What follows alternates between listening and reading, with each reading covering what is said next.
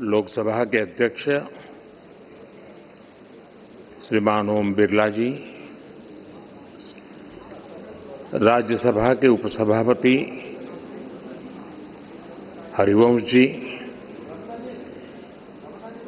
Inter parliamentary union की अध्यक्ष Tulia action जी, Commonwealth parliament association के अध्यक्ष क्रिस्टोफर कलीला जी, कॉमनवेल्थ कंट्रीज से आए स्पीकर्स, प्रिसाइडिंग ऑफिसर्स, अन्य डेलीगेट्स, देवी और सज्जनों, friends, in a parliamentary democracy, your role is that of the speaker. Interestingly, the speaker does not get to speak much. Their job is listening to other speakers.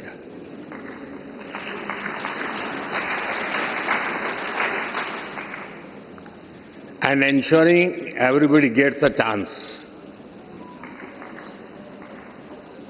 One common thing about speakers is their patience. They handle even noisy and over-enthusiastic members with a smile.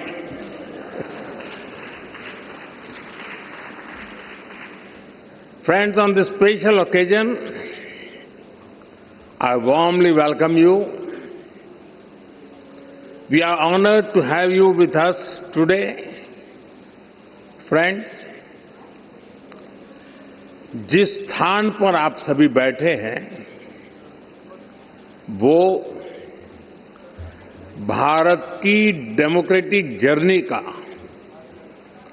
बहुत ही महत्वपूर्ण स्थान है।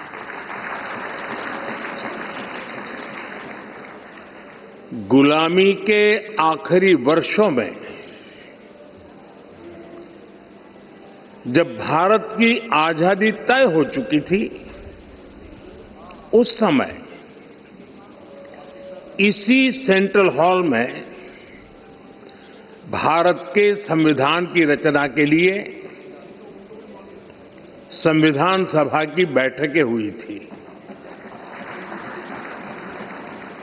भारत की आजादी के बाद 75 वर्षों तक ये इमारत भारत की संसद रही और इसी हॉल में भारत के भविष्य से जुड़े अनेक महत्वपूर्ण निर्णय, अनेक चर्चाएं हुई। अब लोकतंत्र को समर्पित इस स्थान को भारत ने संविधान सदन का नाम दिया है। कुछ समय पहले ही भारत के संविधान को लागू हुए 75 वर्ष हुए हैं। मैं इस संविधान सदन में आप सभी अतिथियों का आना भारत के लोकतंत्र के लिए बहुत विशेष है। साथियों, ये चौथा अवसर है जब कॉमनवेल्थ स्पीकर्स और प्रिसाइडिंग ऑफिसर्स की कॉन्फ्रेंस भारत में हो रही है। इस बार इस कॉन्फ्रेंस का मुख्य विषय effective delivery of parliamentary democracy है। आप सभी जानते हैं कि जब भारत आजाद हुआ तो उस दौर में ये आशंका व्यक्त की गई थी कि इतनी डायवर्सिटी में भारत में लोकतंत्र टिक नहीं पाएगा। लेकिन भारत ने इसी डायवर्सिटी को डेमोक्रेसी की ताकत बना दिया। एक सबसे बड़ी आशंका ये भी थी कि अगर भारत में लोकतंत्र अगर जैसे तैसे टिक भी गया तो भारत किसी भी हालत में विकास नहीं कर पाएगा। लेकिन भारत ने साबित किया कि डेमोक्रेटिक इंस्टीट्यूशंस और डेमोक्रेटिक प्रोसेसेस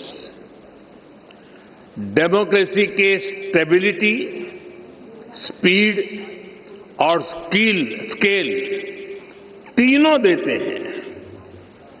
भारत दुनिया की फास्टेस्ट ग्रोइंग मेजर इकोनॉमी है। आज भारत में यूपीआई दुनिया का सबसे बड़ा डिजिटल पेमेंट सिस्टम है। आज भारत दुनिया का सबसे बड़ा वैक्सीन प्रोड्यूसर है। आज भारत दुनिया का नंबर 2 स्टील प्रोड्यूसर है। आज भारत में दुनिया का तीसरा सबसे बड़ा स्टार्टअप इकोसिस्टम है। आज भारत दुनिया का तीसरा सबसे बड़ा एविएशन मार्केट है। आज भारत में दुनिया का चौथा सबसे बड़ा रेल नेटवर्क है। आज भारत में दुनिया का तीसरा सबसे बड़ा मेट्रो रेल नेटवर्क है। आज भारत दुनिया का सबसे बड़ा मिल्क प्रोड्यूसर है। आज भारत दुनिया का दूसरा सबसे बड़ा राइस प्रोड्यूसर है। फ्रेंड्स, भारत में डेमोक्रेसी का अर्थ लास्ट माइल डिलीवरी है। हम एक लोक कल्याण की भावना से हर व्यक्ति के लिए बिना किसी भेदभाव के काम कर रहे हैं और इसी लोक कल्याण की भावना के कारण बीते कुछ वर्षों में भारत में 25 करोड़ लोग गरीबी से बाहर निकले हैं। इन इंडिया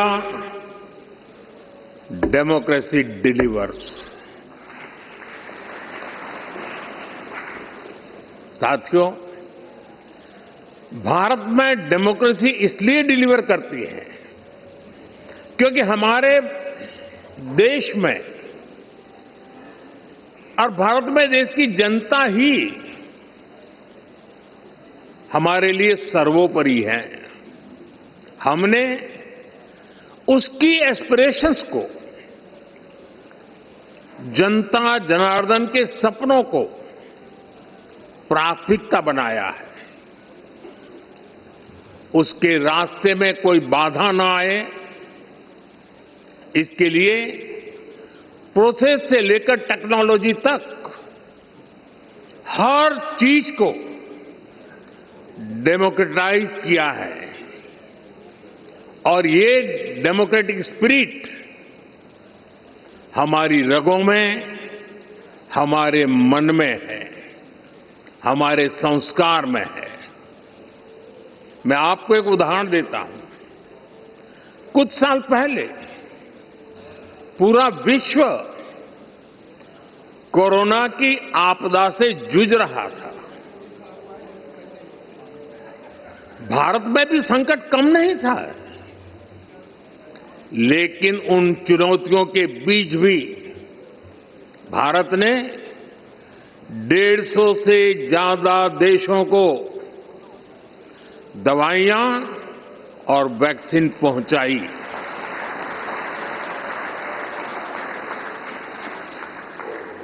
लोगों का हित, लोगों की भलाई और उनका कल्याण, ये हमारा संस्कार है और ये संस्कार हमें हमारे लोकतंत्र ने दिए हैं। Friends, many of you know India as the world's largest democracy. Truly, the scale of our democracy is extraordinary. Consider India's general elections held in 2024. They were the largest democratic exercise in human history. Nearly 980 million citizens were registered to vote. This number is larger than the population of some continents. There were more than 8,000 candidates and over 700 political parties.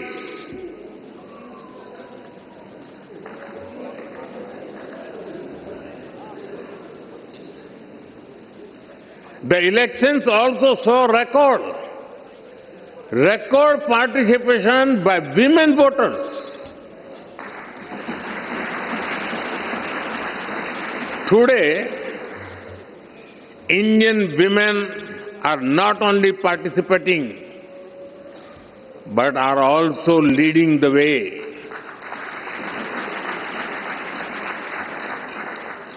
The President of India, our first citizen, is a woman.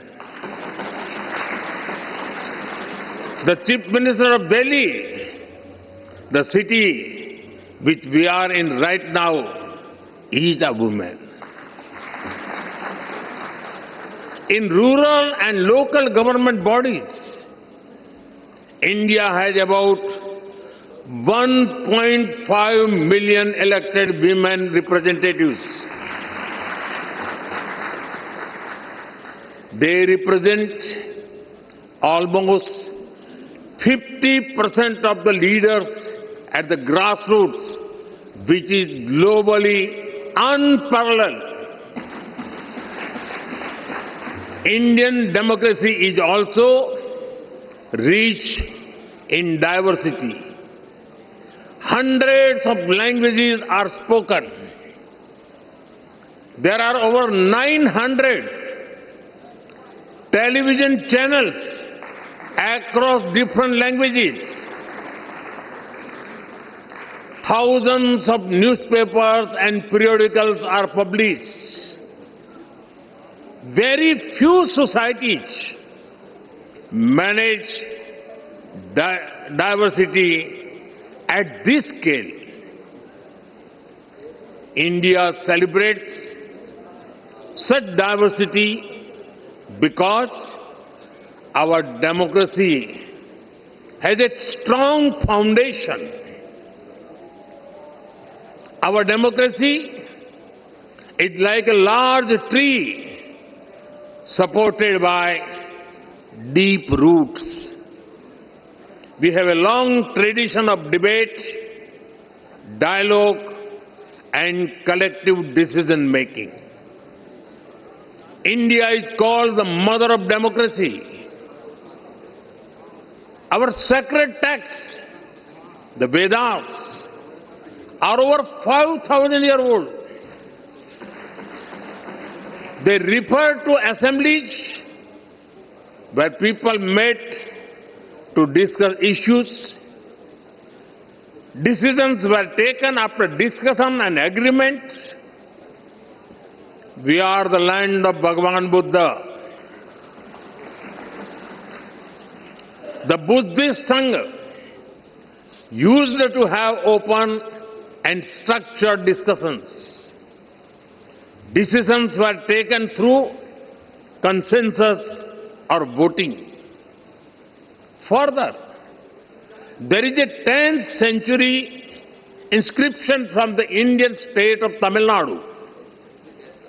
It describes a village assembly, their work with democratic values. There were clear rules for accountability and decision making. Our democratic values have been tested by time, supported by diversity, and strengthened generation after generation. Friends, Commonwealth की कुल जनसंख्या का लगभग 50% हिस्सा भारत में बसता है।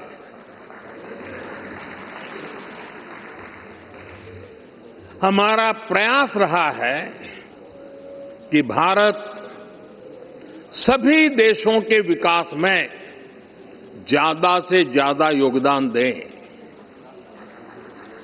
Commonwealth के सस्टेनेबल डेवलपमेंट गोल्स में health, climate change, economic growth और इनोवेशन के क्षेत्र में हम पूरी जिम्मेदारी के साथ अपने कमिटमेंट्स को पूरा कर रहे हैं। भारत आप सभी साथियों से सीखने का निरंतर प्रयास करता है और हमारा ये भी प्रयास होता है कि भारत के अनुभव अन्य कॉमनवेल्थ पार्टनर्स के काम आए। फ्रेंड्स, आज जब दुनिया अभूतपूर्व परिवर्तन के दौर से गुजर रही है,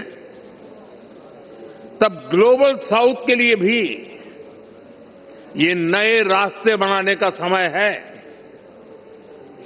भारत हर ग्लोबल प्लेटफॉर्म पर ग्लोबल साउथ के हितों को पूरी मजबूती से उठा रहा है। अपनी G20 अध्यक्षता के दौरान भी भारत ने ग्लोबल साउथ की चिंताओं को वैश्विक एजेंडे के केंद्र में रखा है। भारत का ये लगातार प्रयास है कि हम जो भी इनोवेशन करें उससे पूरे ग्लोबल साउथ को लाभ हो, कॉमनवेल्थ देशों को फायदा हो। हम ओपन सोर्स टेक प्लेटफॉर्म भी बना रहे हैं ताकि ग्लोबल साउथ के हमारे साथी देश भी अपने यहां भारत जैसी व्यवस्थाएं विकसित कर सकें। फ्रेंड्स, इस बार की कॉन्फ्रेंस का एक प्रमुख लक्ष्य ये भी है कि कैसे हम अलग अलग तरीकों से पार्लियामेंट्री डेमोक्रेसी की नॉलेज और अंडरस्टैंडिंग को प्रमोट करें। इसमें स्पीकर्स और प्रिसाइडिंग ऑफिसर्स दोनों की भूमिका बहुत महत्वपूर्ण है। ये काम लोगों को देश के डेमोक्रेटिक प्रोसेस में बड़ी भूमिका से जोड़ने का काम है। भारत की संसद पहले से ही ऐसे काम को कर रही है। Study tours, customised training programmes और इंटर्नशिप के माध्यम से जनता को संसद को और करीब से जानने का मौका मिला है। हमने अपनी संसद में एआई की मदद से डिबेट्स और हाउस प्रोसीडिंग्स को रियल टाइम में रीजनल लैंग्वेजेज में ट्रांसलेट करने का काम शुरू किया है। संसद से जुड़े रिसोर्सेज को भी एआई की मदद से यूजर फ्रेंडली बनाने का काम हो रहा है और इससे हमारी यंग जनरेशन को संसद को समझने, उनको बेहतर अवसर मिल रहा है। फ्रेंड्स, अब तक मुझे आपकी संस्था से जुड़े 20 से ज्यादा सदस्य देशों में जाने का अवसर मिला है। कई सांसदों को संबोधित करने का सौभाग्य भी मिला है।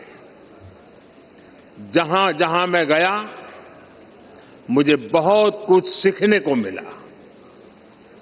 मैं हर बेस्ट प्रैक्टिस को लोकसभा के हमारे अध्यक्ष और राज्यसभा के चेयरमैन और डिप्टी चेयरमैन महोदय के साथ आकर के तुरंत अपने अनुभवों को साझा करता रहा हूं। मुझे विश्वास है कि ये कॉन्फ्रेंस सीखने और सिखाने के इस क्रम को और समृद्ध करेगी। इसी कामना के साथ आप सभी को मेरी बहुत बहुत शुभकामनाएं। धन्यवाद।